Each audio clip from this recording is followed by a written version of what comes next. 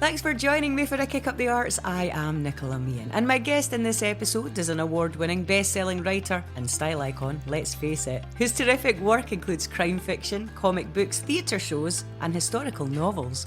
Following, among others, the Garnethill Trilogy, the Paddy, Meehan and Alex Morrow series, Rizzio, Three Fires, Hellblazer and Conviction, the latter of which was celebrated as part of Hollywood star Reese Witherspoon's book club incidentally, Denise Mina's latest novel is The Good Liar, and it is as brilliant as it is thrilling.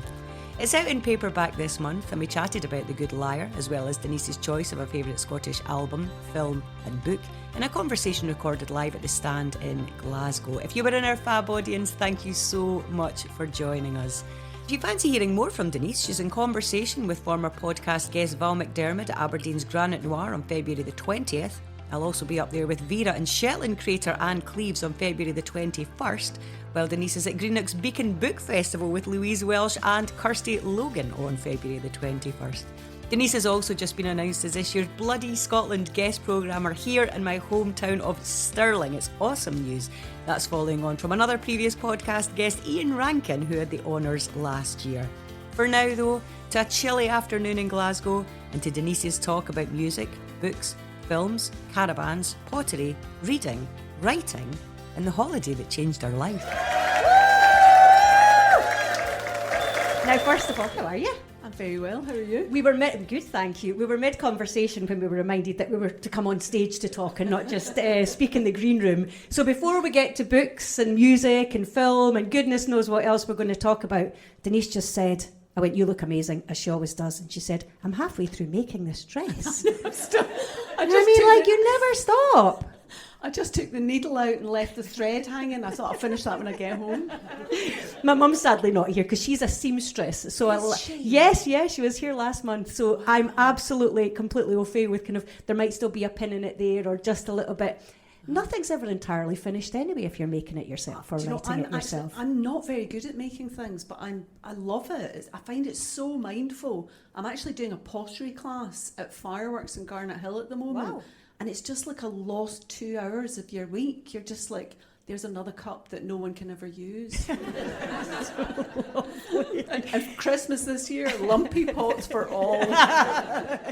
But you're making something, and also it's a distraction. Sometimes it's that's the valuable thing, isn't it? Yeah. Not necessarily the actual outcome, but the process of not. Are you saying this dress is a disaster? I'm saying it's gorgeous. I'm just hoping that I can maybe start at one point and I won't be judged. So we're going to speak we'll probably be here till about 4 o'clock. Denise and I will chat for about 45 minutes, 40 minutes. Then there'll be a quick break if you want to get a coffee or a drink, and then we'll be back. So we'll speak about all sorts of things. But before we do, being as we are at the wonderful brand new Stand in its new home, am I right in thinking that early on in your career you insisted, I don't want to say lied exactly, that you had done stand-up comedy? I did. And had you? I'm actually quite shy, and I thought they're not going to want to promote a shy writer. So I sent these letters to agents in London, and I said, I'm a massive extrovert and love attention. In fact, I've done stand-up comedy. Who's ever going to know? Do you know what I mean? And then, so they invited me down. You could see when I got there, you could see them thinking, here, she's a real live wire. And then I come shambling in a pair of trousers I got in Oxfam. And my new jumper, which I bought in C&A. This is brilliant. I love the thought that the ultimate sort of extrovert behaviour was going to have been stand-up as well, but also that you felt like you had to sell yourself and your personality as well as the book and your writing. Yeah. I mean, I just thought, they're going to want you to promote yourself, which is still true, actually, and they still want you to, be able to speak in front of people. I mean, up till that point, my public speaking experience was giving academic papers and hyperventilating in front of like 5 people who were my close friends. So, I mean, I was not, but I just thought, I'm just going to do it, just going to give it a shot. Chance your arm. Stand-up comedy. Still calling you all these years later. So we're going to talk about your choice of a Scottish book along with a film and a record, but let's chat a little bit, because we've not really had the chance yet, and I've been wanting to speak to you about it for a while. Of course, The Good Liar. Now, I reread it this week, and what really struck me, even going back to it, even that I know what happens in it, for various reasons, including there's a spoiler early on, basically in the opening paragraphs, was how tense it still felt. And I wonder what that's like for you as a writer, because I knew what was happening and my nerves were still ragged. How do you get in and out of that tension day to day? Well, it's exhausting. Yeah. It is really exhausting because you have to get into that place or you can't write about it. And you know, somebody being just... Because the story is she's about to get up and give a speech and basically alienate everybody and ruin her life by telling the truth. And she has to lie to get onto the podium. So I was kind of channeling that discomfort with public speaking. I mean, I'm saying this, but, you know, I'm on my way to my messages here. This is very much home turf, so don't think I'm going to start crying. Don't be afraid. Don't be afraid, audience. But it is really tense when you're trying to sort of communicate what it would be like. And I think most of us have a fear of public speaking. Do you find it easy? No, not at all. I kind of don't think about it now, and I find it's much easier when I've got someone to talk to like yourself and someone like you guys out there. So it's more that I kind of like park it, but it's not something I kind of came to this through being on the radio, and the thing about that, and that was an accident. And no, because they kept saying, do you want to come and try out on the radio? And I kept saying, no thanks, it'd be terrible. Yeah. And so part of that is it's just you and one person, or you and a guest. So it's not something I wasn't a performer. I never wanted to be on the stage and do acting or anything like that. So it's an odd one. But this is lovely. And so I think there are different aspects. And I don't think I know anything. So I couldn't stand up and give a lecture, for example, because I prefer asking questions to answering them. There's probably quite a few of us like that, right? Yeah, I think so. I think most people who perform are actually quite socially reticent. And the difference between walking into a party and finding someone to talk to is as big as getting on stage and talking for an hour, I think. But I think people who are really socially able, you know, they're probably not that drawn to this kind of thing. Yeah. It's so funny that you've honed in so quickly on one aspect of the book, which is this public speaking. And we'll get to the characters and we'll get to a little bit more of some of the themes that are explored. But when I started to read that it was about this speech and bookended by this speech that maybe groundbreaking, it reminded me of an interview and a headline that I'd read, and went back, it was in the Times. It was a little while ago, and the pull-out quote, the headline of the whole thing was, Denise Mina, kind of Q&A, I gave a speech so bad, no one would look at me afterwards. That was amazing. I can really only tell that story to people who have done stand-up, because it's jaw-dropping. Now, my husband, it was a burnt supper, and I alienated the audience so badly that my husband, who when I first met him, he was wearing a T-shirt that said, first they came for the communists, and I said nothing, for I was not a communist. Very sound guy, right? We got in the car on the way home. On the way out, I got down from the stage and I was trying to get past some people, and I reached out to touch someone's elbow and he flinched away like, don't get your loser stank on me. And we got in the car and we were like, it was the Moe house, and we were kind of like 10 minutes into the drive, and he said, if that had happened to me, I don't think I'd ever leave the house again. I wondered if that was a bit of a throwback, you know, the scenario that you have in this book, to the memory of that. I have to be honest, when things go well, they don't stick with me. But things like that, if you've got lots of pals, like I remember telling that story to Elaine C. Smith, and I've never seen her laugh like that. And it was well worth it. But when things go nightmarishly wrong, it feels like, this is probably, you know, how it should go. Yeah, that's what I expected. Do you know what I mean? Yeah, there's almost vindication in that. I knew it would be bad. There had been a bit of racism in the speeches before me, and I was quite offended by it, and I was quite angry. There was a whole lot of stuff going on the night, and so I sort of lost the audience, and then I just thought, fuck it, I'm just going to call them a pile of arseholes.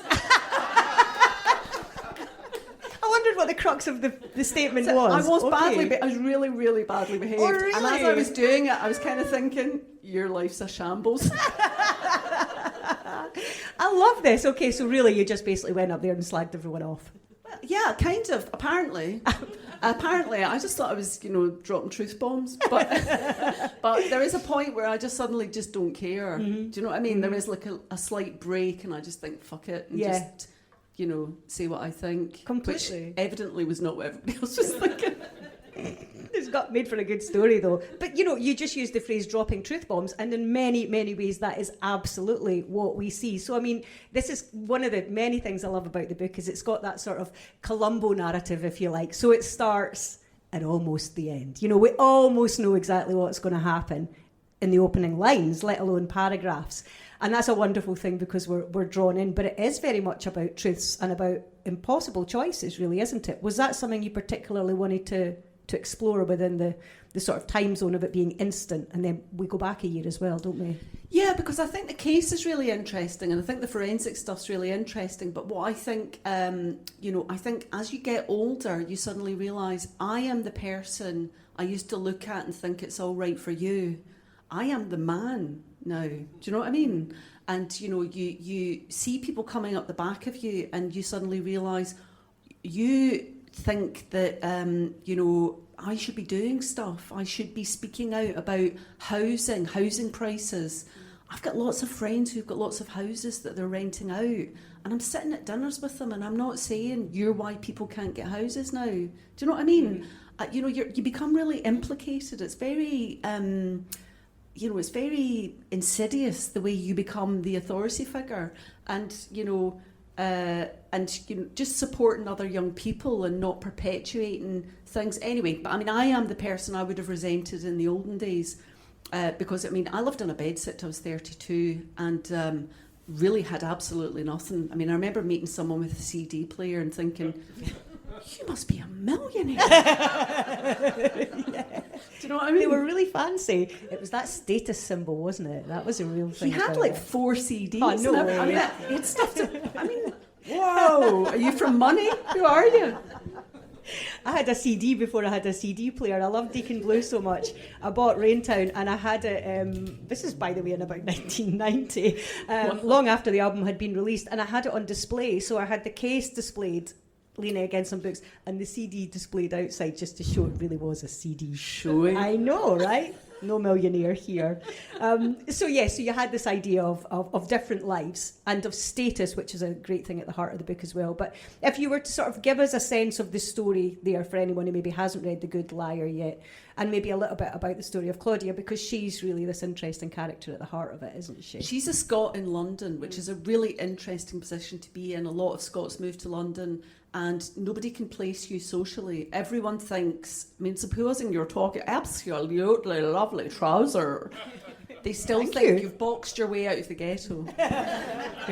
So nobody has any idea who you are. You don't carry a lot of baggage. I don't know if you lived in London. Did you have that experience? I think so, yeah. I my fear was always not being understood. I do remember that. So I remember I would always overthink a sentence before I said it to make sure I was saying words that were, even like in the sandwich shop, what would be the easiest sandwich to say? Because the thought of being asked again, to be misunderstood was kind of terrifying. It's an odd thing now to think about that. I lived in London. I was at school in London, in Bromley in South London, and I pretended that I was from a very rough background. My family are working class, but they're certainly not rough, and I just pretended that every time I did anything bad, it was because I was Scottish. I'm going out with 5 different men. It's because I'm Scottish. Do you know what I mean? You've just reminded me, I remember early on going to a few concerts at the Astoria. Super Furry Animals was one, Placebo was another, and the Astoria was brilliant. It's a bit like the Barrowlands, except they sold hot dogs as well, which was very exotic, really. A gig.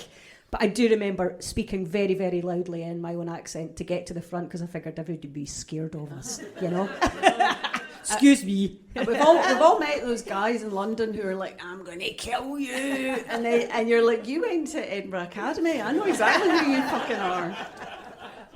Yeah, completely. So she's a Scot in London and she's kind of moving, she's kind of cutting her way like a hot knife through butter through this social world of very, very well-to-do people. I don't know if anybody saw, there was an article yesterday. Jacob Rees-Mogg was on GB News complaining about black British people being given access to the bar, and that world is so class-ridden. It's jaw-dropping.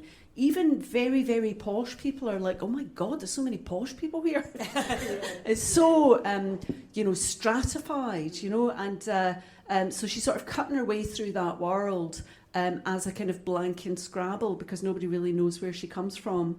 And the case that she's investigating is very much a posh case. Mm-hmm. So it's 2 people are stabbed to death in a very posh townhouse in central London, and she uses her algorithm to work out who it was, even though all the evidence points out that he was never at any point covered in blood and would have been, and he ends up being convicted. And then she suddenly realises she was wrong, and she has to decide what she's going to do about that. Is she going to go along with it, keep her lovely house, keep her pension, keep her kids in a very posh school, or is she going to stand up and say, I was wrong and this is a lie? It's not just saying I was wrong, though. It's fascinating because it's questioning science, which quite often we assume to be truth and impermeable, and it's anything but that. It's quite the opposite, in fact. Well, I did law at Glasgow, and I did forensic science for honours, and we were learning how to cross-examine expert witnesses. And a lot of the things that we learned, the principles of, are now regarded as junk science. Fire investigation has fundamentally changed. Bite mark evidence is just nonsense, or forensic odontology it was called, is regarded as absolute nonsense. Science moves on. That is the nature of the discipline, and the law is static. So you have this kind of ongoing discourse within a really static discourse, and law just takes everything over, as it should.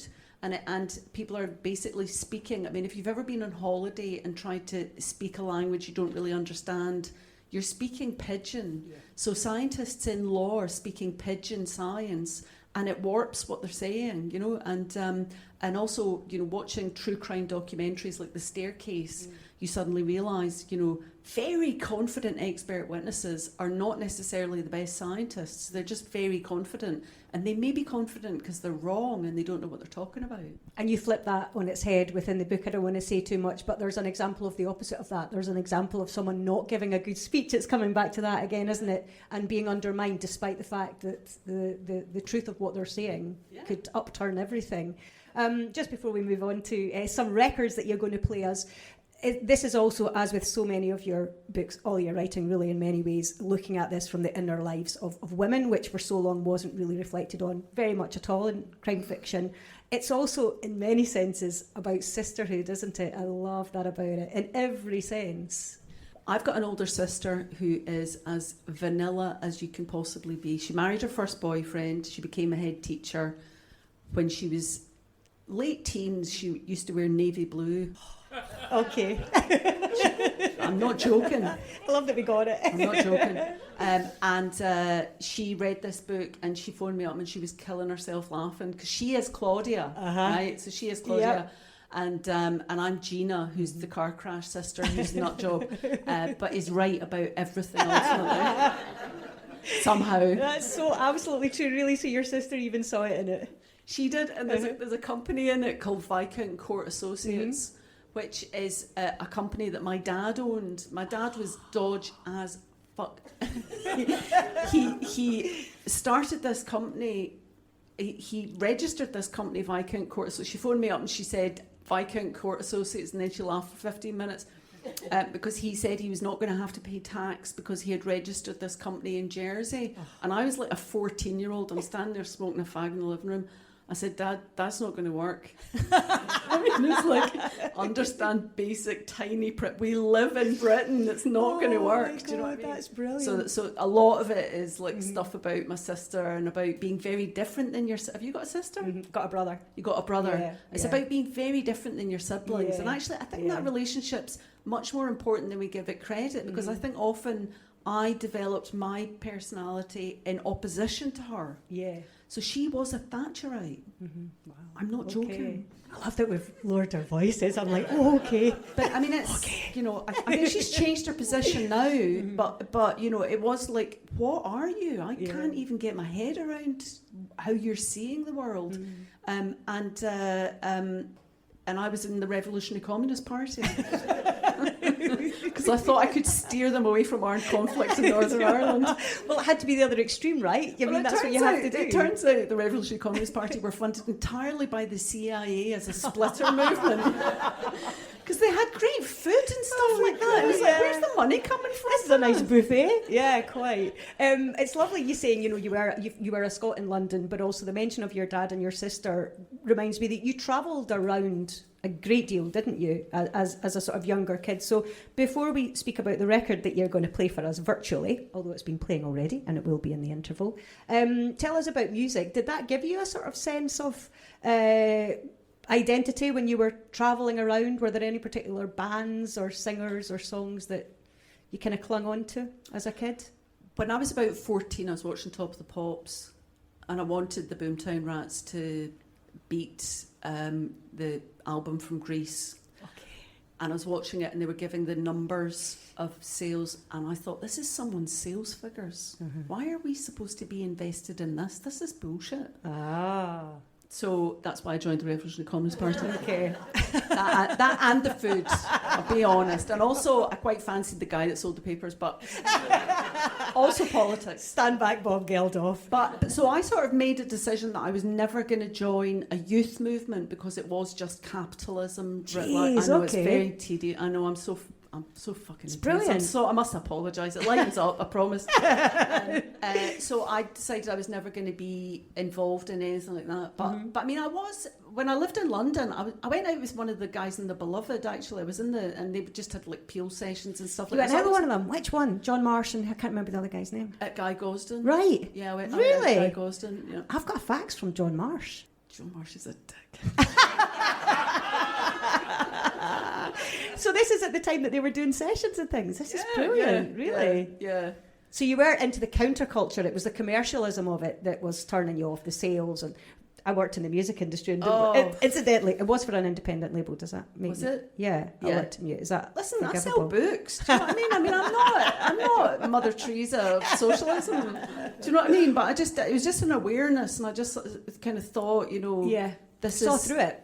Well, a little bit. And then once the veil's lifted, then you can get into things like, I was very into the specials about 6 years after the specials were fashionable. And I just started really sort of following my nose, going down rabbit holes like kids do now. Because time has no meaning in terms of music preference now. So, like, I know a whole bunch of guys who are into Pentangle and Bert Jansch. Yeah, do you know what I mean? Like, it's completely timeless now. So, like, I was, but also, like, everybody would love a band, and I would think they're actually not that good. You just really love that band, Okay. And maybe I was a bit depressed. I don't know. That sounds like depression. I know. Now you reflect upon it, but certainly I do love that questioning instinct. I think has probably always been there, and I think right? standing back, and I think also Thatcherism was so alienating to anyone with any values because you were watching the world and you were watching television, you were watching the news, and people were saying things and you were thinking, that's a lie, that's a lie, that's a lie. I remember a pal of mine in London was a waitress in a restaurant, and she came home sobbing one night because we'd been raising money for the miners' strike, and she said she was serving people and they were saying, why do these miners want more money? And that wasn't even what the strike was about. People were so misinformed. So there was that awareness, that awareness of mainstream culture being completely different than what you were saying. And I think I've mellowed a lot as I've got older, and I can enjoy mainstream culture now. But I mean, things like Family Fortunes and stuff like that was on telly at tea time on a Saturday, and just thinking, this has nothing to do with me or anything I'm interested in. I just don't, even strictly now, I'm just kind of like, what's the fucking point of this? Yeah. Why are all arts a competition? Why is everything timed? Why are they trying to make a cake in 45 minutes? This isn't art. Do you know what I mean? This isn't baking or sewing or anything like that. But I'm a bit of a downer. There's good music coming. But also, I think that's what you're saying is quite fascinating, because it's about that end point, it's about that timing, it's about that competition. And just to go back briefly to what you were saying, about your dress, it's like about the making thing, the process. Not the end point. Exactly. Yeah. There's something about that. Yeah. So I'm assuming, obviously, we've said that. So an album's got to work, It's interesting, all three of your choices are kind of rooted in different ways in the west coast of Scotland. This one's very, very Glaswegian. So this is Las Vegas, and it's their debut album. When did you first hear it? And what then really struck you about it, given the fact that you're not easily swayed? I think it was singing in your own voice, and not like the Proclaimers using a Scottish accent, but because they do sound a wee bit American, the Proclaimers. I love them. I really loved them. But I think this was the last album I listened to as an album. Yeah. Okay. And, listened to it all the way through over and over and over again. And I was driving to Ullapool and back in a day. I don't know why I was doing that. And I listened to it all the way up and all the way back, because I listen to music in a quite an odd way, which is I listen to the same thing over and over and over and over again, and then suddenly I can't listen to it anymore. And it was the drums, it was the voice, it was the subject matter. It's just so, like being at school, square go about getting beaten up at school and about masculinity and about, my name is Geraldine, I'm your social worker. I mean, what a line. It's the fact that, it's delivered as an anthem. And talk about wrong-footing people, because it sounds like it's a love song, and maybe it is a love song, but not in the way at all we would expect. And then they just drop that line in there. And I have a cousin who's called Geraldine and is a social worker. Oh, well. And their manager's called Denise. Is she? Yes. Classy name. It's about you. Yeah, I mean, it just struck me so strongly, but I think it's the drums. And I think the drums are glitter band drums. God forgive me for saying that, but there is something about those big drums, and not sophisticated drumming, not elaborate drumming, not drummers showing off to other drummers, just a call to action. I just think it sounds like military drums. And it's that epic sound. It's the sort of Phil Spector as well. We're rolling out all the great ones here, but that kind of wall of sound, isn't it? It's very, very cinematic, but absolutely rooted in the West Coast. I did one of these, how Q Magazine does these in the studio with Las Vegas. So this was a couple of albums after. This was for their third album. I think it was at Gorbals Sound they were recording, but I met them in their management studios first, which was like a little building in the middle of a dual carriageway, maybe near the Royal Infirmary. It was the oddest little building. It was the least rock and roll thing you could have expected, which of course just endeared them to me even more. We went to the studio, and the kit and the sound, even just when they were playing, we did one of these kind of playbacks, and to hear it in the studio, and it literally hits you. It's atmosphere as well. It's incredible. And it's a bit vulgar. Yeah. I love that. I love that. It's just like big messy sound and a lot of reverb, but the thing is that lyrically the songs are about something, and they represent an experience that I've never seen represented in pop music before. Yeah. But I think even something like Daddy's Gone, which was this huge single, and it's like, wait a minute, this is, and you say kind of turn an idea of masculinity, West Coast masculinity, on its head, not by being fey or whatever, but just by going, I'm actually going to speak about absent fathers, not massively really explored in the canon of rock and roll. Flowers and football tops. Yeah. Every single time I see flowers and football tops taped onto a bridge or in a park, I start singing that song. I mean, it just really, really stays with you. And also, there's a family unit as well. It's James and his cousin. There's something about the fact that they had that gang mentality. That, it's so lovely when you see like a band in particular. Do you feel like you've got that sort of friendship group now, or gang mentality with other writers? Because I love it when I come to writing festivals now. It doesn't feel like it's such a kind of solitary pursuit, but that's from the outside. I think that's crime fiction. Yeah. I think in crime fiction we are a gang. And I am a bolter, right? So I am famous for trying to get out of places. So like the fun-loving crime writers, they're all very pro-social, but they're always like, she's off. That's her, she's away. We went on a cruise together. We didn't go on a cruise. We were paid to do this. So a lot of us were on this, the Queen Mary 2 going across to New York. And I was like, this is a real challenge, because I'm not going to be able to run away, because I always want to get away, But I mean, it is very collegiate and it's very kind, and I think we all read each other and we all support each other, and we all like each other, which is a bit of an accident. I've got loads and loads and loads of cousins, and we all really like each other, and that's lucky, because that's not always true in families. Do you know what I mean? We're just really lucky. And but I mean, I think for literary writers, it's a bit more.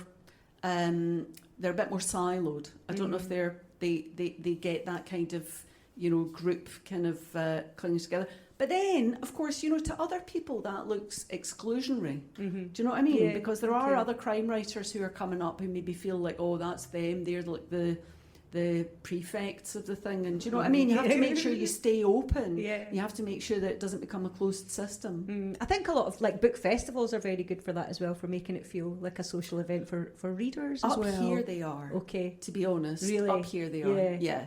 And then it's sort of as you move further south, it becomes a bit more distant, and the writers come leaping on, and you can look at us. Yeah. And then we leap off. Whereas in France, it's like a farmer's market. You have to sit at a stall with your book for hours. Oh, really? Yeah, Trade fair. It's always a real ego deflation at depth. Oh, my God. Okay. And people come by and they pick up your book and they look at it and they look at the back and they look at you up and down, and then they put it down and walk away. Oh, my God. Sizing you up. Oh, my God. That's awful. No. So, yeah, the fun-loving crime writers, you mentioned that. So, of course, Chris Brookmyre, among them, Val McDermid, Mark Billingham, seen them live many times. Great fun. You never really, because obviously we'll maybe touch on the fact you've done comics, there's been plays, there's been historical books, fiction, of course. Never songwriting, never songs, never wanted to be in a band? No. Nah, was not your...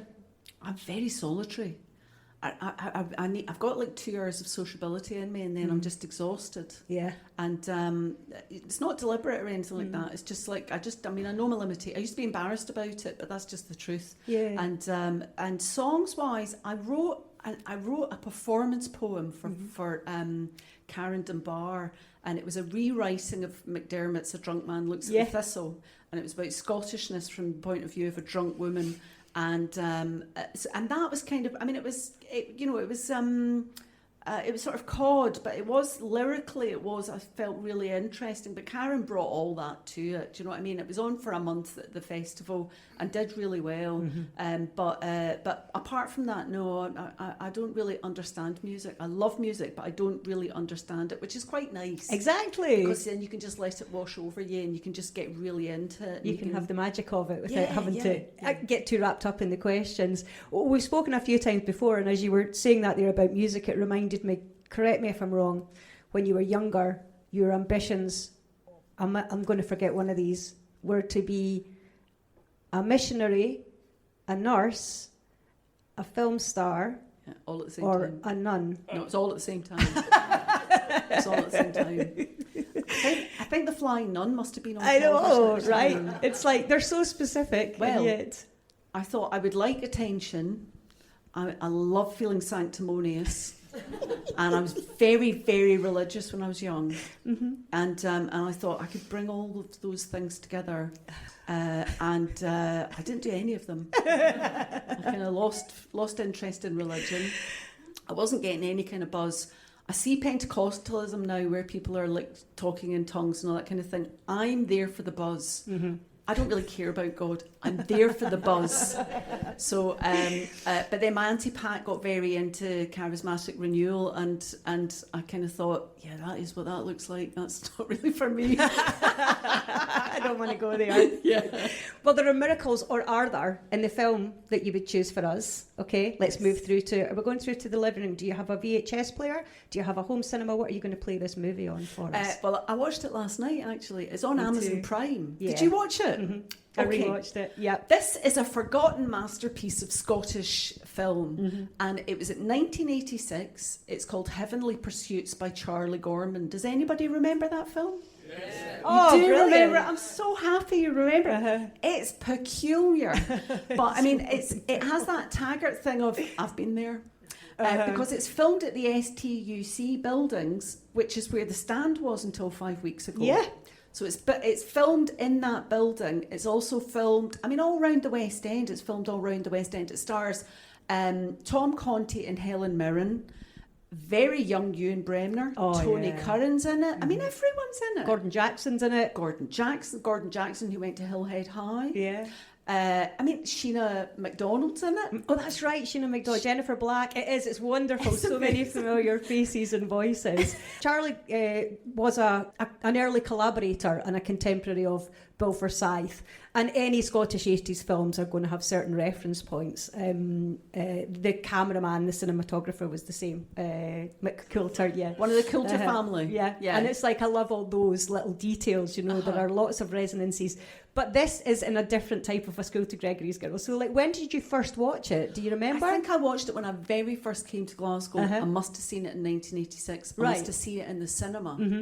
And it's the subject matter is quite odd, and it kind of doesn't work. Lady Diana makes an appearance. Oh, that's right. From the back. Lady Diana.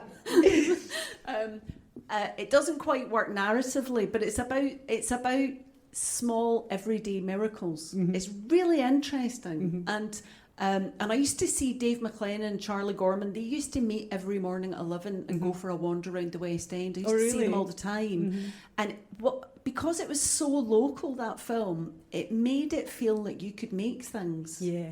Do you know what I mean? Absolutely. It made it feel like you don't have to go away to make things, which is, in the 80s, everyone with ambition went to London. And I'd come up here because it was full of ambitious people. I didn't like London.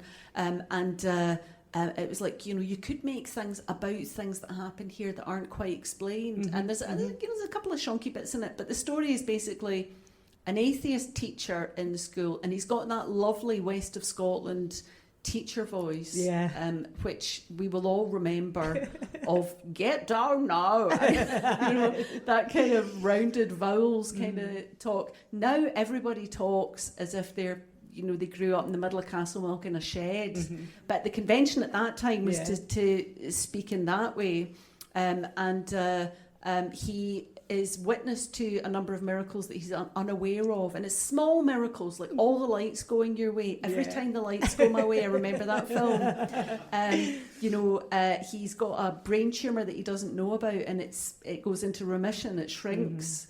And, you know, he manages to jump across a roof. And actually, Ronnie McCann is the kid. I don't know if you know Ronnie McCann. Ronnie McCann's the kid who is on the roof. And Ronnie McCann was so lucky that he actually had a very, very bad accident before the hospital scene and did smash his face up, so they didn't even need makeup. Oh, no, really? He fell off something that's just before absolutely that. brilliant. But that was Scottish Youth Theatre, all those young actors.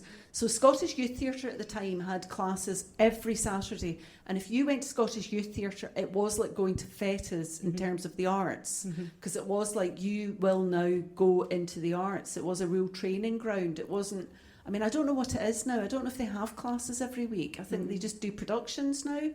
But it was a real club. It was like a youth club. And it's I think it's about something really interesting, which is celebrating the everyday. And it was set in Glasgow, so you recognised all the places. And including the Vatican. Rome was in Glasgow as well, wasn't it? Where was that? It was, I think, maybe in the city chambers. I think. Yeah. Was it? Yeah. Was it? Brought Rome to Glasgow as well, which is just wonderful too. You know, everything's right here on your doorstep. Yeah. And Brian Pettifer. Yeah. Who's an amazing actor, I have to say, and he's in everything. At Dave that Anderson time. as well. You mentioned David McLennan, Anderson, of course. Dave Anderson looking quite elderly. It's like, what age is that? Is he a vampire? He's brilliant. Every detail is wonderful. There's also, when I was watching it again, I was like, it's actually a bit groundbreaking. Who needs an intimacy coordinator? There's a little bit of consent and a little bit of a message about consent when, spoiler alert, two of them get together. I'll just say that on a desk, and it's like, are you absolutely sure? Oh yes. Are you? You know, they're both kind of checking it. That doesn't really happen. It's very sensible. Very good. Nobody takes their clothes off. You don't see the man's bum or anything. No. But again, it's lovely. It's that idea of magic and science, isn't it? I think what we're looking for is a practical solution rather than a spiritual one. They can be both though, right? We don't need an answer always. Well, I mean, I think it's not so much about religion as about celebrating the everyday and amazing things that happen. And it is like, you know, there's Ewan Bremner plays a kid who has learning difficulties, and he sort of turns out he's very shut down, and he opens up. And actually, it's not really a miracle. It's really about you know, celebrating. That is an amazing thing to happen. If you've got anybody who works with kids, you know, when a kid makes a breakthrough, that is an Oscar-winning moment, but we don't really talk about it. Do you know what I mean? You can't things you can't quite quantify. Yeah, completely. It's lovely. And the music's brilliant as well. B.A. Robertson did the soundtrack. I like it because I like Colin Tully's Gregory's Girl. And I love B.A. Robertson, but do you not like it? I felt they abandoned him kind of 2/3 of the way through and got someone else to do the music. Oh, because I love the fact it's like, because Mark Knopfler from Dire Straits does Comfort and Joy. They've all got the same sort of landscape about them, haven't they? It's this sort of like it's a bit in it actually where B.A. Robertson has a sort of theme music, and then it's during mass. They're waiting for mass to start, and the organist is playing the theme music very badly, which is like a really lovely touch. But the Glasgow landscape, it's of its time. It's very much, as you say, you want to point everything out, right? I love that. I love that. And you know, right from day one, right from your first book, right from Garnethill, if you like, it's absolutely been placed on the map in the middle of Glasgow. Was it always important to you that it was a real place? That it wasn't somewhere identifiable? Garnethill, it wasn't so much that it was a real place as that it was here. Because when I came to Glasgow, I really fell in love with it. And I really fell in love with the people. When was that? When you came to Glasgow and fell in love with it? What time is that then? So it was 1986. I was in Galway about to start an apprenticeship as a potter.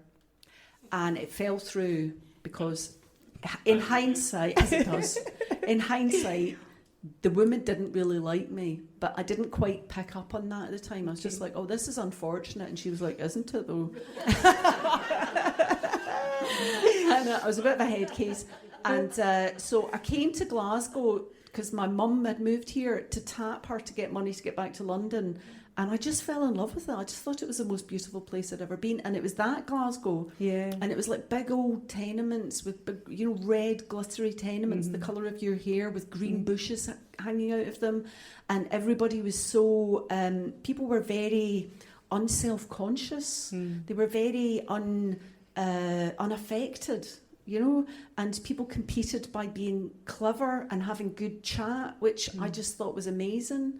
And, you know, like the West End was really run down. I really loved that about it. I'm not, you know, I mean, it's nice that it's all done up and the buildings aren't falling down, but there used to be like lots of, you know, waste ground in Glasgow, and it was like they dropped the bomb here.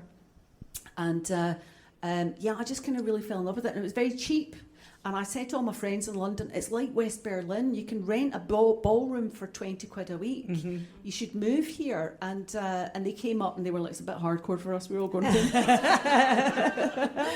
But I just thought it was a really amazing place and you know, sort of really kind of fell in love with it and decided to stay. So I went to Langside College to do some exams and got into uni here, and I've never moved away. But Garnethill, I wanted to celebrate things like the Equi Cafe, things like Garnethill. What an amazing name place for... Exactly. Do you know what I mean? It's beautiful. It's so lyrical, you know, and I've been trying to shoehorn the Rest and Be Thankful into a story for years because I just think it's so poetic, you know. I think maybe I was just very aware of it. And I'd lived in Bromley, which is a very suburban... you know, kind of stockbroker belle. It's where all the punks came from. Yeah, the Bromley contingent, right? The railway children. They were called the railway children because they drank in the railway. Susie Sue shouted at my pal. Because it was just a really grim, you know, vanilla place. And then you came to Glasgow and it was full of, you know, just beautiful buildings that were tumbling down and you can really see that in that film. But yeah, so Garnethill was kind of a love letter to Glasgow and the culture of Glasgow and what it was like to live in a tenement, which I was in New York recently and we went to the Tenement Museum and there were other Scottish families on the tour. Oh, wow. And the woman was saying, you know, tenement living, it was the worst living you could possibly imagine. You can't imagine how awful it was to live in a tenement. And all the Scottish people looking at each other like, no. What are you talking and about? she said, have you heard of tenements before? We all put our hands up and said, we live in tenements. That's home for us. Okay, well, we're going to talk more about books and your choice of a Scottish book, but we'll maybe just have like a 10-minute break if you want to nip to ladies, gents, have a coffee or whatever, and then we'll come back and finish off our chat. Yes. We'll get some more water. Lovely. And yeah, so we're back in not long at all. But yeah, Denise Mina. Thank you. It's lovely and cosy in here. I've got a wee cup of coffee and everything now, so you didn't want one. Just got a biscuit and everything. Do you want a wee bit of my biscuit? No, That'll be a wee treat if we can manage to get talking. And I didn't drop anything. I don't know if you were here last month with wonderful Chris and Marissa. I managed to drop every single thing. Haven't dropped anything yet. Wow. Yeah, exactly. So listen, we're around at yours, virtually speaking. And you have played us Las Vegas. You heard a little blast of it again there. Wonderful to hear the music. And then we have watched Heavenly Pursuits. So you're going to give us a book for some bedtime reading. But before we do, tell us a little bit about your own relationship with reading, because storytelling has always been super, super, super important. But reading didn't come to you until really quite late as a kid. Really late. I couldn't read. So I was the LD children in Heavenly Pursuits. I couldn't read for a really long time. But in hindsight, it was because I was speaking Dutch and French. Yeah, give us a sense of where you're moving about at this point. So my dad was an oil engineer, and we moved around on the sort of North Sea oil boom circuit, quite often with other people. And so you sort of knew the people you were moving with. So we lived in Will I give you the full thing? Just East Kilbride, Kilbride, Holland, Paris, London, Invergordon, Paris, Norway, London. We were all over the place. I mean, really. But the traditional thing was the mums would stay at home and the dads would send the money, and they would gradually grow apart and hate each other. But my mum was really, really brave, and she said, "No, I'm going to come and live in a caravan in Amsterdam." Wow! And with 2 small children. And she said, it's great because you can lie in bed and cook at the same time. And I remember having baths in sinks and caravans. Yeah. I just think she didn't trust my dad. So we travelled all round all the time. We were always moving house. And I didn't really learn to read because I spoke Dutch. I spoke French. And if children are raised bilingually, they have a real drop back in primary school in terms of their advancement. But when they get into secondary school, like dyslexic kids, they think in a really unusual way. So, like the Gaelic school and all that kind of thing, the benefits of that kind of bilingual education, that's really going to hit in the next 10, 20 years. Because, it really has a big effect on the way you think. I think being bilingual, but I couldn't read and I couldn't write until I was about 10. And then, I still can't spell, and people who can spell love themselves. They're like all about the spelling. They're all about, that's not how you spell thoroughfare. And even now, when I spell things wrong and spell check underlines it in red, I always think to myself, well, how would you spell it then?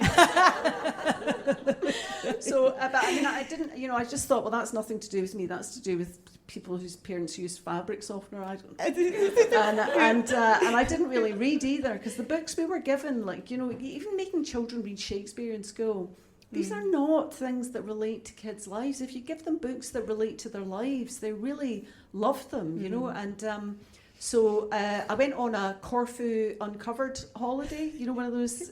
this is not when you were 10, incidentally. No, I was 19, and it was with some other waitresses, and they were very drunk and copping off with people all the time, and that's when I realised how mild I was, and I was kind of like, I don't like this. This is not for me. And one of them had brought 100 Years of Solitude and The Master and Margarita with her to read. So I just sat and read those books, and it was a real epiphany. It was a real kind of realisation that books were something that could take you away from where you were. They could give you, adventures. I mean, it was. They say reading makes you more empathetic, and I could actually feel empathy throbbing out of me. It was an amazing holiday. It was the best holiday I've ever had, honestly. Everyone fell out with everyone else. And I was just sitting reading a book. And I was like, yes, he has been unfaithful to you. Transported. I was away with the bees. And so that's when I really started reading, and really reading. I mean, I was on the brew, and I was half in my gyro with half books, half food and fags. And I worked my way through. I worked my way through the black-spined Penguin Classics books, because I didn't really know people that read, but I sort of got like an English literature degree, really. Do you know what I mean? Because by the time I got to Zola, I knew quite a lot about literature. You'd learned quite a lot. I had. How did that translate into thinking about writing? I thought being a writer was like being a film star, non-missionary. I just thought it was something that would never happen. But it was like, I was reading A Tale of Two Cities, I remember, and I was in this, it was a squat in London, and it was freezing, and my nose was running. I mean, I actually jimmied a hanky under my nose over my ears because my nose was running so much, it was so cold. And the sound of the pigeons cawing was deafening because I was in the roof. And I was reading this, and it was the chase scene at the end where they're trying to get out of Paris, and he's going onto the scaffold, and my heart was racing and I was sweating. Mm-hmm. I just thought, this is an amazing thing 100 years later to be able to change someone's physiognomy. What an amazing thing it would be to be a writer. And then I just thought, well, that's just, everybody wants to be a writer. I didn't realise not everybody wants to be a writer. You want to be a writer, but I just never thought it would happen. I thought you have to get a job. And then I got into university, and, coming from the family I come from, I thought you have to do something that's going to be socially useful. Mm. And so I did law, because I thought I'll be able to save everybody with law, with conveyancing. And specifically. And I went to Glasgow as well. And Glasgow University Law School was a very particular intake at the time. Mm. Some of them had cars. I hadn't been in a car for 5 years. It's like, who are these people? And anyway, I thought, well, I'm going to stick to the mission.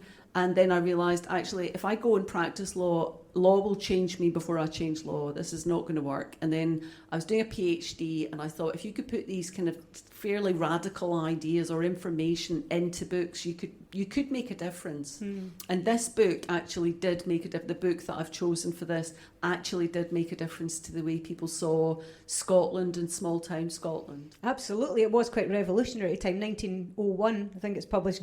George Douglas Brown, Gorgeous George, I was going to call him, perhaps, Douglas Brown, The House with Green Shutters. So when did you first encounter this? Was this part, it wasn't a Penguin classic as far as I know. It wasn't a Penguin classic. I think I maybe read it for hire. When I was doing my hires at Langside, right. I think maybe I read it then. And it was a response to, it's a realist book about small town Scotland, about Ayrshire.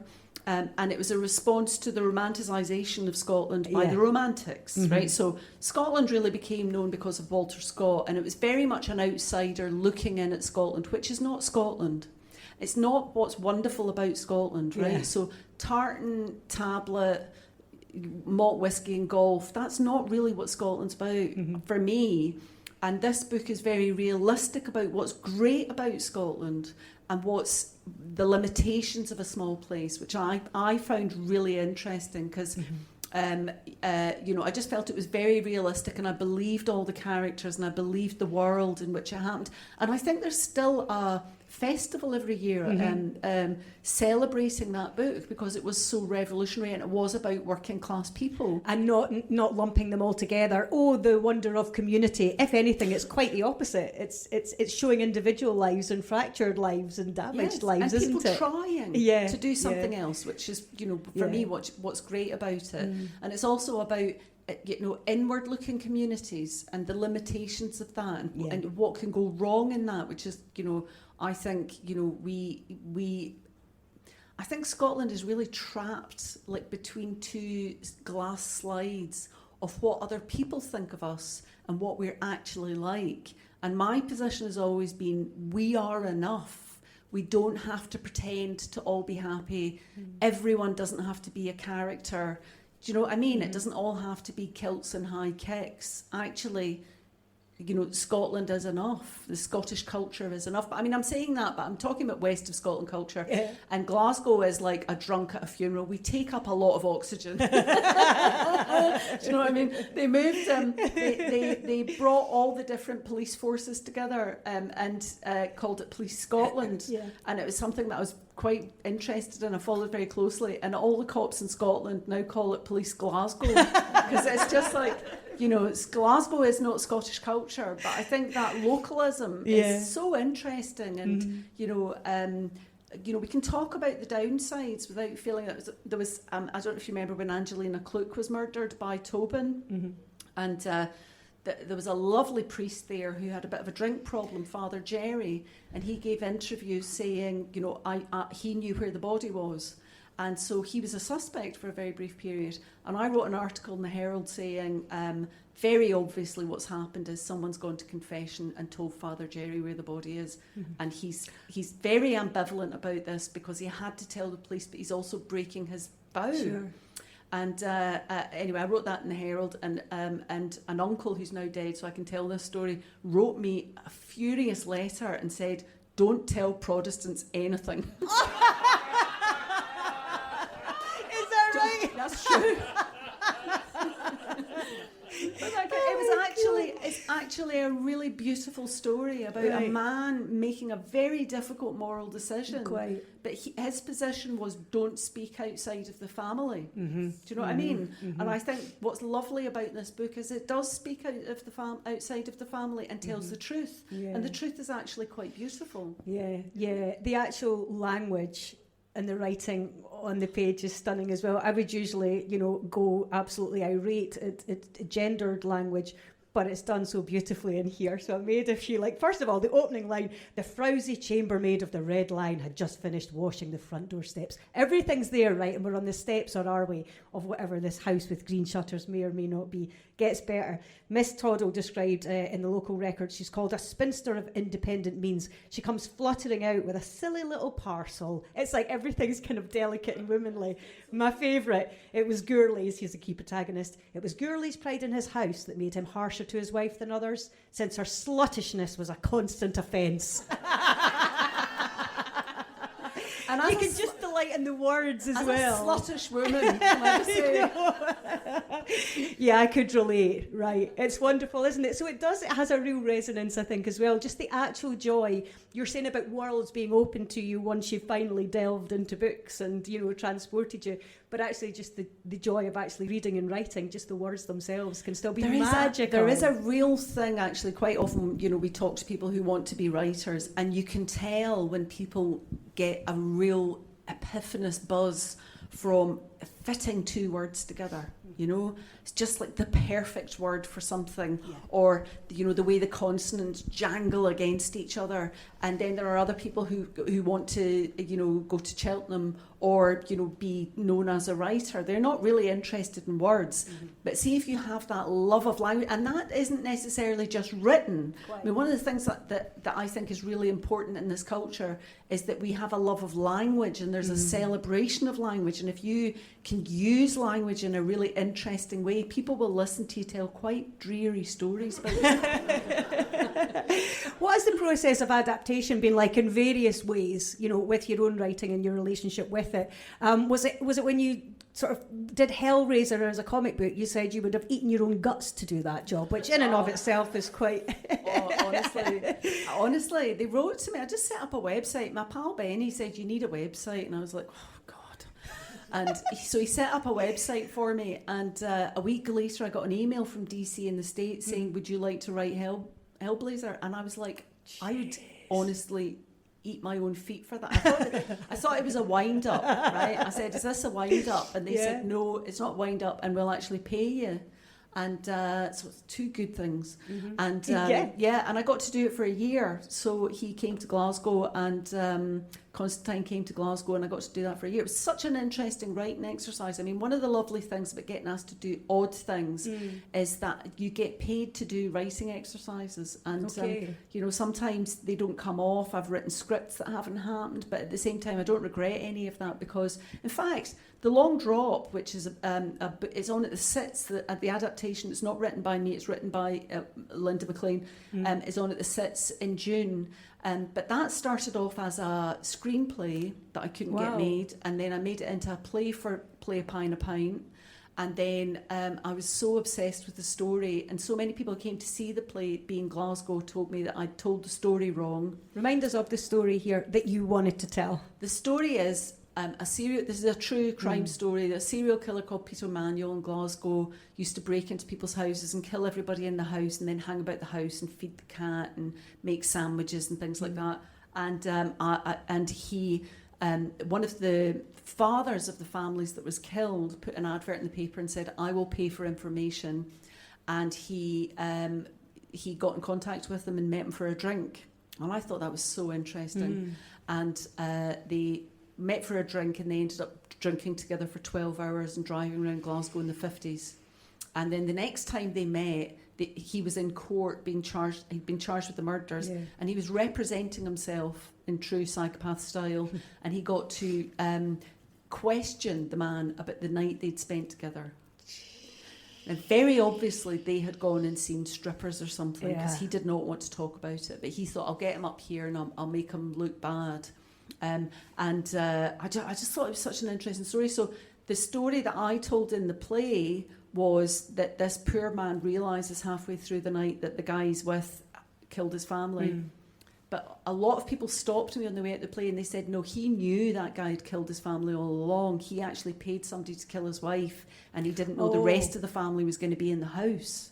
And it was a much, much better story. Okay. And that's why I wrote The Long Drop. So that adapted from lots of different, that took lots of different forms during its life. And shines a different light on it. It comes back again to... It's a much better story, isn't it? And maybe, there is no definitive story, even something like, when Rizzio, or, it's these historical reimaginings, or your dress here is still in the works, if you like, okay? Is anything ever really finished? And also, you can always come at something from a different angle or a different format. It's a comic book, it's a play, it's whatever. But you learn something else about it every single time. There are always questions still to be asked. Well, I mean, it's like listening to the same music over and over again and then suddenly realising you've finished. Do you know what I mean? So like that I just couldn't stop thinking about that story and how much that was a much better story. And the thing about true crime is you don't know. So, I mean, I don't know if you followed Serial. People are always saying, I know Adnan Syed did it or didn't do it or whatever. You don't know. We don't know. That's what's interesting about it, And I think if you just... stick to the facts as closely as possible. Another thing about true stories is you can put not very believable things in it. Like, I used to always be asked if I put my friends in my books, but none of my friends were credible characters. None of them were believable. Do you know what I mean? Yeah, completely. In books, people do rational things, whereas humans don't do rational things. No, we're overwritten, actually, aren't we? Badly. With a crayon. It's so true. Everything counts. Every single detail counts. All right, but listen, we're going to get you back to your wonderful dress, but it looks beautiful as it is. Thank you so much for coming.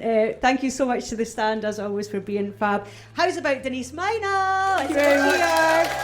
Thank you very much. The wonderful Denise Mina. Thank you so much again to Denise, to everyone at the stand, and to you if you joined us in the audience. Denise's latest novel, The Good Liar, is out in paperback on February the 26th. And you can catch it at Greenock's Beacon Book Festival on February the 21st and at Granite Noir in Aberdeen the night before. Speaking of Granite Noir, I'm going to be there celebrating all things Shetland, the books and the telly-series. That'll be with creator Ann Cleeves, who also brought us the wonderful Vera. That's on February the 21st at Aberdeen Music Hall. We're also going to be joined by some of Shetland's wonderful TV stars, including previous podcast guest Dawn Steele.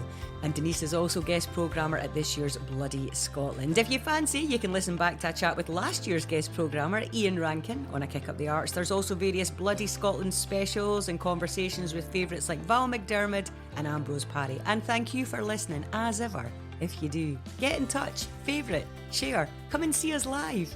Bye for now.